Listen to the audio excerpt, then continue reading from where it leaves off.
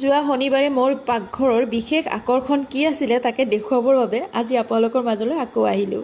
এটা টাবতে মই অকণমান শ্বিলঙীয়া পালেং ৰুই থৈ দিছিলোঁ আৰু তাৰে পৰা কেইটামান পাত মই ছিঙি আনিলোঁ আৰু ধুই মেলি লোৱাৰ পিছত এটা মিক্সি জাৰত প্ৰথমতে এটুকুৰা আদা দিলোঁ আৰু শ্বিলঙীয়া পালেংখিনি দিলোঁ, লগতে কাজু বাদাম কেইটামান দি মই এটা পেষ্ট বনাই ল'ম। যিহেতুকে আজি হৈছে শনিবাৰ আৰু শনিবাৰে একেবাৰে নিৰামিষ খাওঁ, মানে নহৰু ব্যৱহাৰ নকৰোঁ আৰু সেইবাবে আদা এটুকুৰাকৈ দিলোঁ আৰু এয়া মোৰ পেষ্টখিনি হৈ গ'ল। পালেং শাক কিন্তু খাই বহুত ভাল লাগে আৰু এই শ্বিলঙীয়া পালেংবিধক খাবলৈ কিন্তু সেই আমি যিবোৰ পালেং সচৰাচৰ খাওঁ ঠিক তেনেকুৱাই লাগে। আৰু বজাৰৰ পালেংবোৰতো জানেই কিমান বেছি মেডিচিন থাকে, সেইকাৰণে ঘৰতে এনেদৰে অকণমান পালেং ৰুই থ'লে মাজে মাজে খাব পাৰি। মই প্ৰথমতে পনীৰখিনি অকণমান ভাজি ল'লোঁ।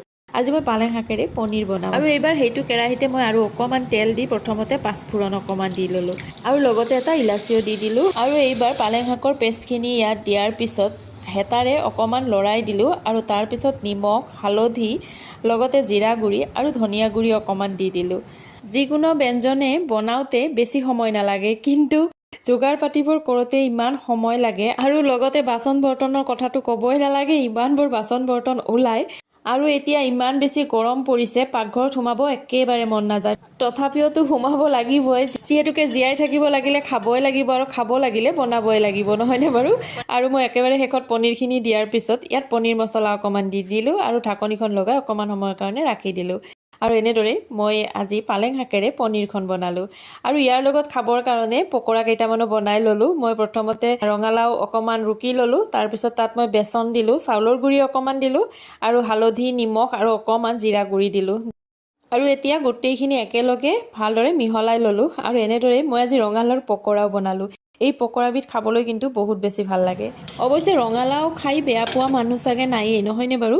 আৰু এই যে বিয়া বা পূজা এইবোৰত যে ৰঙালাওৰ যিখন চব্জি বনাই খাবলৈ যে ইমান বেছি সোৱাদ ভৰা হয়, মই কিন্তু খাই বহুত ভাল পাওঁ। অৱশ্যে ৰঙালাওটো কিছুমান বেমাৰৰ কাৰণে বেয়া বুলিও শুনিছোঁ, কিন্তু বৰ্তমান ৰঙালাও খাই কিন্তু ভালেই পাওঁ আৰু আমাৰ ঘৰত প্ৰায়ে ৰঙালাও থাকেই।